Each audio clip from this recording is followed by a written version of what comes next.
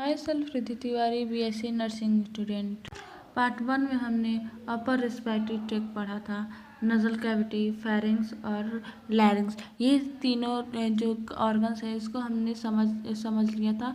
अब हम समझेंगे लोअर रेस्पिरेटरी ट्रैक को, जिसमें हमारा trachea, primary bronchi, lungs involve होते हैं। पार्ट 2 में हम लोग लोअर रेस्पिरेटरी ट्रैक को पढ़ेंगे और इसका पहला ऑर्गन है ट्रैकिया। इसको हम लोग विंड पाइप भी बोलते हैं और ये इसका एक रिजिड ट्यूब की तरह होता है। ये हमारा रिजिड ट्यूब है। इस तरीके से जो होता है वो रिजिड ट्यूब होता है और ये 12 सेंटीमीटर लेंथ, इसका जो लेंथ होता है 12 सेंटीमीटर लेंथ होता है। It is surrounded by C shaped cartilage ring.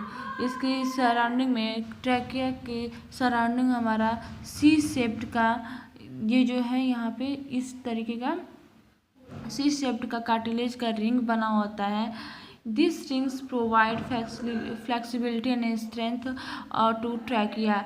ये जो रिंग होती है ये फ्लेक्सिबिलिटी और स्ट्रेंथ, ट्रैकिया को फ्लेक्सिबिलिटी और स्ट्रेंथ प्रोवाइड करती है। In respiratory system, trachea's main job is to transfer the air to net junction passage called primary bronchi. ये रेस्पिरेटरी सिस्टम के ट्रैकिया जो होता है उसका एक मेन जॉब होता है जो एयर को ट्रांसफ़र करता है नेक्स्ट पासेज में, मतलब नेक्स्ट जंक्शन में वो पास करता है। जो होता है जो नेक्स्ट जो एयर होता है उसको ट्रांसफ़र करता है प्राइमरी ब्रोंकी। ऑर्गन हमारा lungs. The lungs are like elastic bag resembling rubber balloons।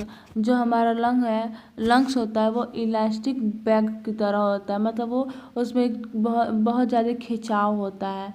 इसको हम लोग इलास्टिक बैग भी बोलते हैं। रिसेम्बलिंग रबर बलून्स, जो हमारा बलून और रबर का बलून होता है इसी तरीके का हमारा लंग्स होता है, जिसको हम लोग रबर बलून्स की तरह हम लोग ट्रीट कर सकते हैं। नेक्स्ट वन है हमारा lungs has the property to float on water. जो हमारा लंग्स है उसको प्रॉपर्टी, मतलब जो वाटर के अंदर फ्लोट करते रहता है। Lungs are divided into 2 parts, right lung, left lung.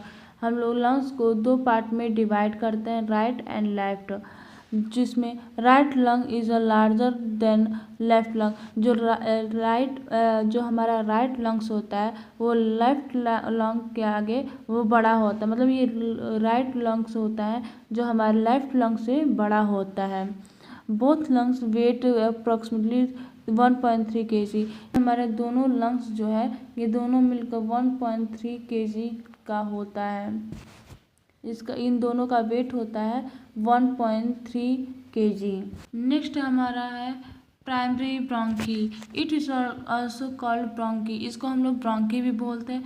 It is divided into 2 parts. इसको दो पार्ट्स में डिवाइड किया गया है, right main stem bronchus, left bronchus, left main stems bronchus.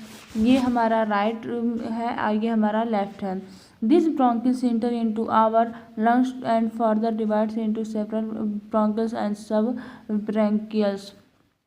जो हमारा ब्रोंकियस है वो हमारा लंग्स में इंटर करता है, जहाँ से फर्दर डिवाइड होता है ये सेवरल ब्रोंकियल्स में, और यहाँ से ये सब ब्रोंकियल्स में डिवाइड होता है।